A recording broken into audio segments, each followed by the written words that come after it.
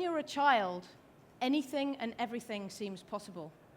But the challenge is hanging on to that as you grow up. And for me as a child, my goal was to sail around the world. I had the chance to sail for the first time, aged 4 years, and I could not forget the incredible sense of freedom that I felt when those sails filled with wind for that first time. It changed my life. But I was a girl who grew up in Derbyshire, as far away from the sea as you can get in the UK. I didn't go to a particularly good school, who certainly didn't say, when you grow up, Ellen, you will sail around the world. So like many young people, I thought, if I'm going to do this, I need to go out, get a job, earn some money, and then maybe one day I can afford a boat that I can sail around the world on. So I tried to be a vet.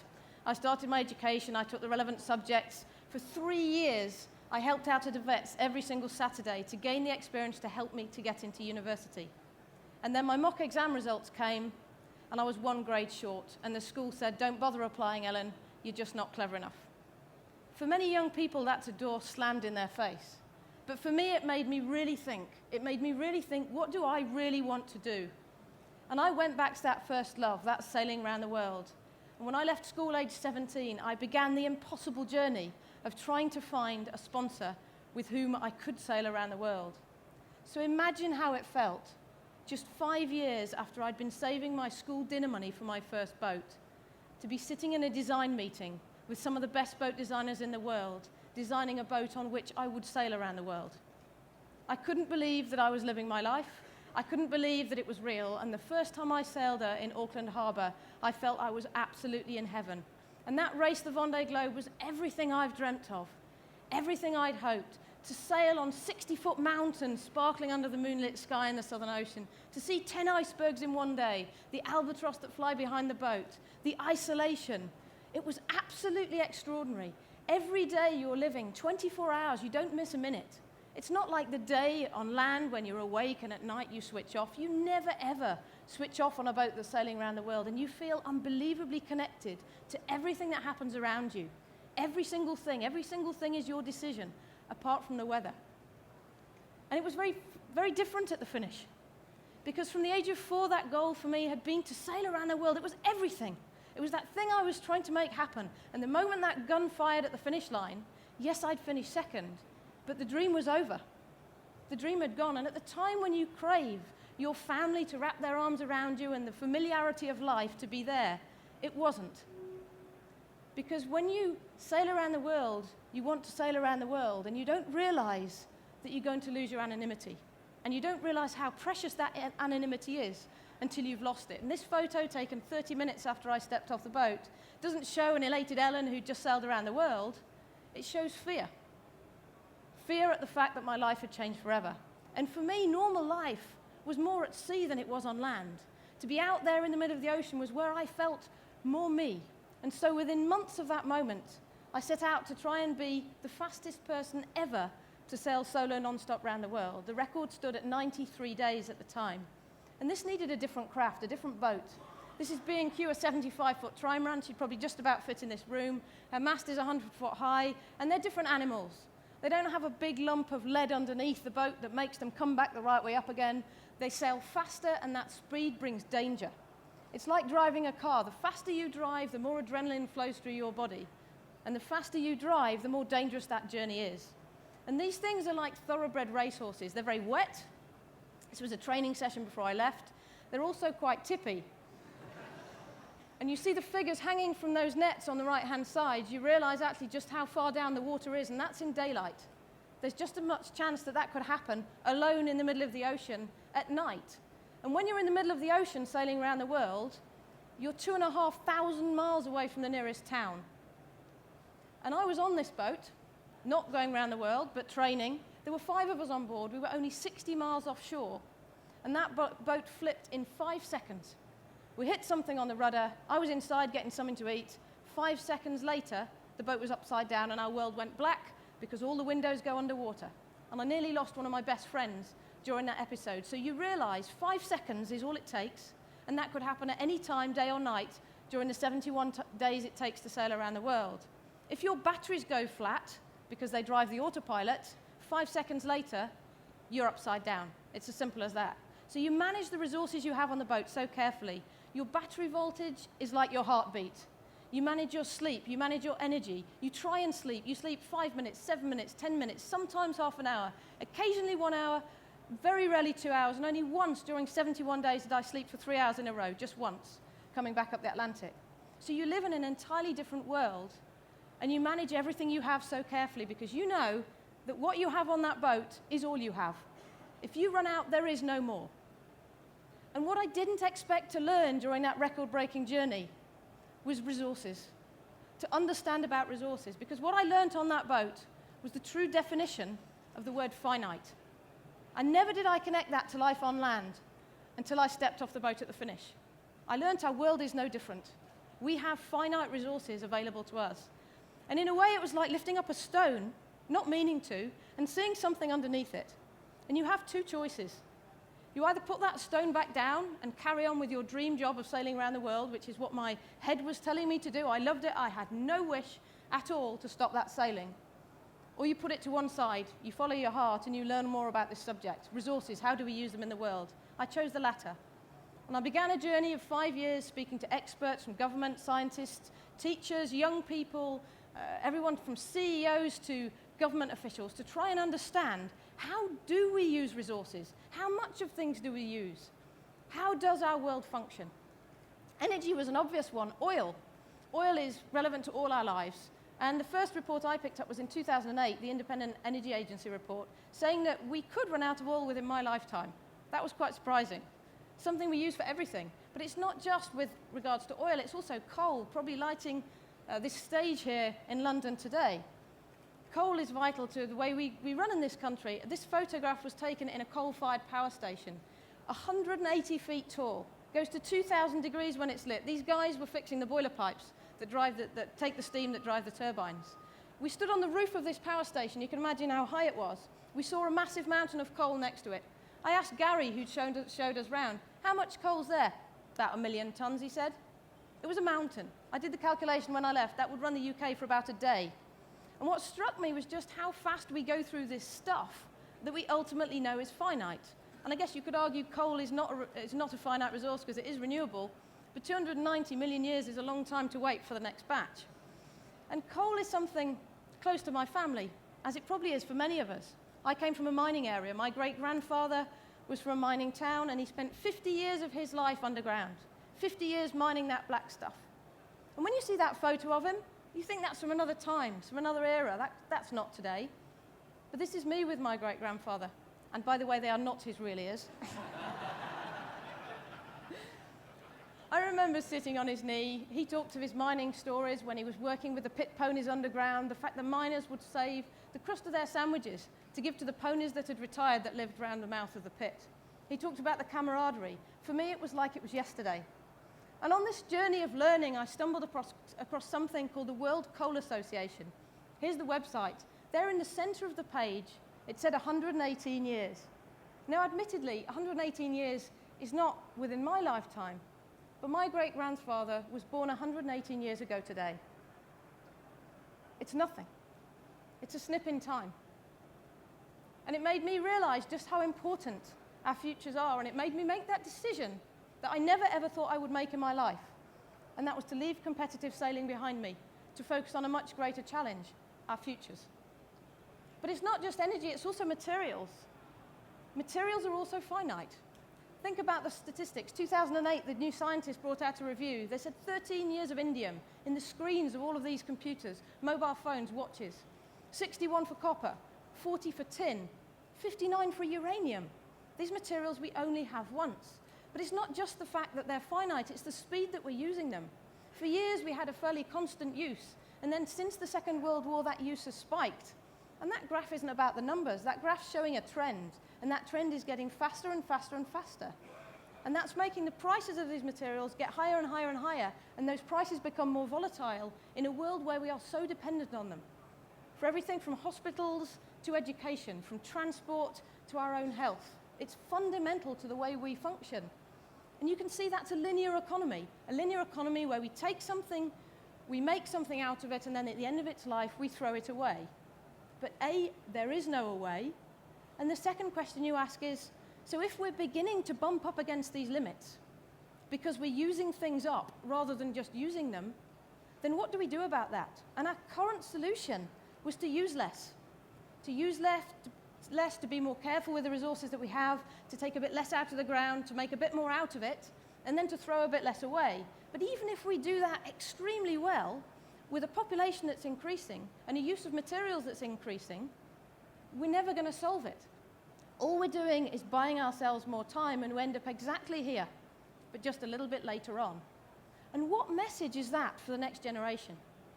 If the goal in their life is to do as little as possible, to use as little as possible, to travel as little as possible, what can they actually do? What is their goal? What are they trying to aim for? Is that something that's going to inspire them, as I felt inspired as a child when I had that goal to sail around the world? I wanted to sail around the world. I had no idea how I was going to get there, but I knew exactly where I was going. And it was only with that vision that I could make it reality. So what's our message to these young people? We have a systemic problem in the way we use our resources. And what that needs is a systemic solution. It's not a tinkering around the edges to make our products a little bit more efficient. It's to actually redesign an entire system. And one suggestion for that is the circular economy. It's a different way of looking at the way we design things. It's not recycling, where we recycle materials, because recycling is where you deal with a problem at the end of its life. It's designing out waste through intention, designing things in an entirely different way. Imagine an industrial carpet tile that is designed to be made again. So that carpet tile could be leased. It goes out to its user. The user uses it. At the end of the life of that carpet tile, it goes back to the manufacturer, where it's deconstructed.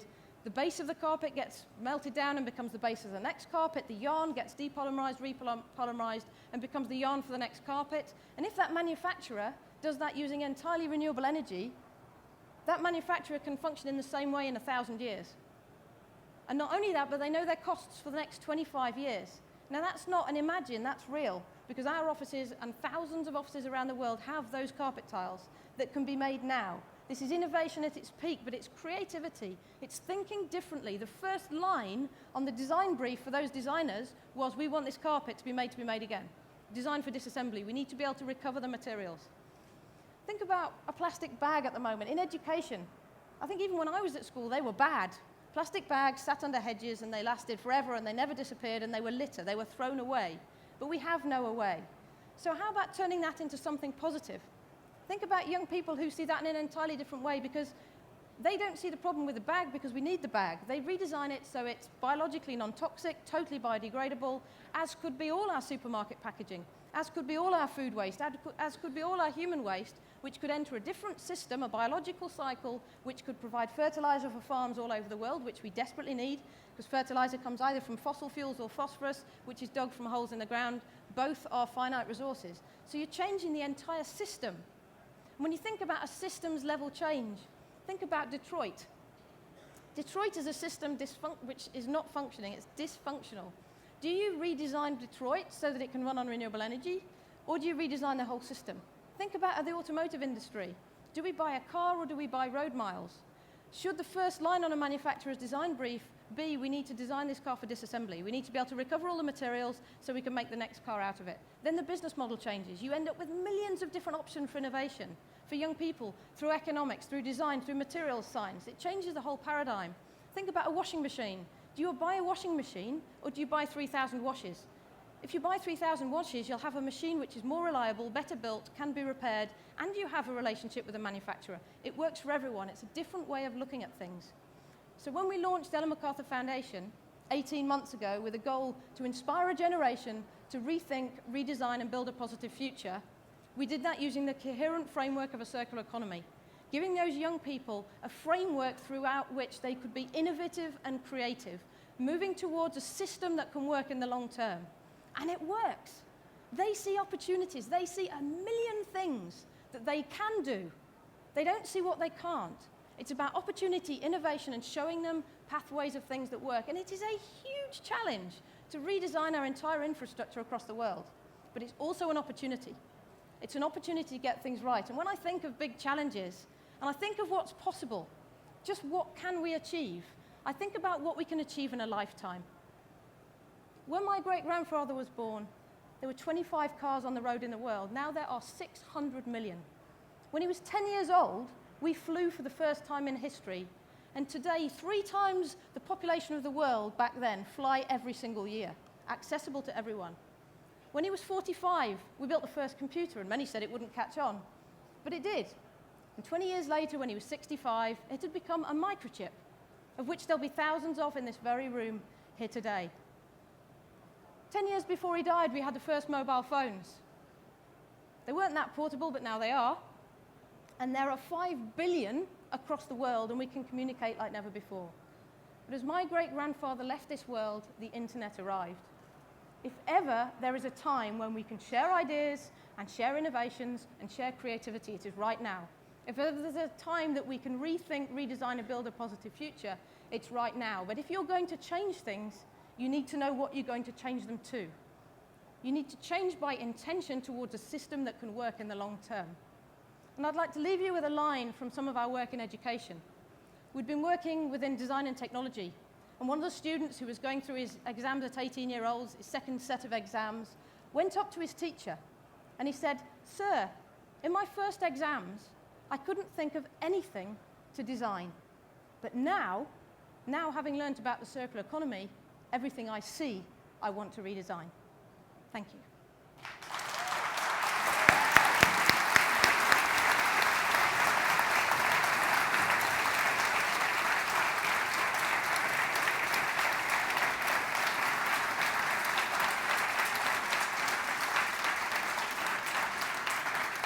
Thank you, Ellen. Inspiring, and I love the way that you link that to your own personal experience on when you were sailing. I know that people love to take questions here, so we're going to take a couple of questions from the audience. Well, microphones are at the back. Who would like to ask the first question of Ellen, please? Lady at the front, please. Microphone's coming. If you just introduce yourself and your name. Thank you. Thank you, Ellen. I'm Bernadette. I'm from NACE, the ICT Association. That was phenomenal, and thank you. Privileged to be here. Ellen, I know that you do an enormous amount of work with DATA, the Design and Technology Association, to support their work. And I just really recognise there's a worldwide audience here, but very keen to understand how you think we can make this system-wide change, how we can have the microcosm here in England to develop your ideas and concepts with our present political leaders. Well, first of all, this isn't my idea. The circular economy is not something that I dreamt up. It comes from a range of different experts who've been looking at this for a long time. But we brought this together as a concept of the circular economy to inspire a generation. They need to understand the basis of what this is, of what this different framework could look like. And we do a lot of work with Design and Technology Association. We work with A-level chemistry. We're working with higher education. We're working with businesses across Europe now, in fact, much further afield. And this, although the UK has the opportunity and the potential to kick this all off, which is where the foundation's based, it's where our team is based, I think this is also a global challenge. And it needs to be appreciated as a global challenge. It's also a huge opportunity for developing countries who have the potential to leapfrog our linear system to a system that can work in the long term. I think that's quite important. And I think when we think of education today, we think about young people going through school, going through university. Many will study in other countries. Many will work in other countries. We live in a very globalized society. And I think having that thought through an entire generation, starting here in the UK for us, but it has to spread further afield, that there is a different way of doing things. And having our link with business that's saying we absolutely need a generation of young people to leave education with different skills. And our founding partners don't just come from the UK, they're European companies, some are global companies. And so there is this real need for a generation of young people to see things differently. You know, our education was a result of the Industrial Revolution. The next step of education needs to be something quite different because we need a different paradigm. But there is one, and it does work, and it's proved from an economic perspective. And I think that's absolutely vital is, you know, the case is there, the materials are getting more expensive, they're becoming more and more volatile. There is a different way to do things. So that provides jobs, it provides ability for young people to be creative, and it's about the more you can do, the better, not the least you can do, the better. Thank you, Ellen. I know you have to be leaving us shortly to go to take this message to the World Economic Forum. in Davos, which is running in competition with us today. But I think we should send Ellen on with our applause and thanks for this presentation and our goodwill to take with you to Davos. Thank you.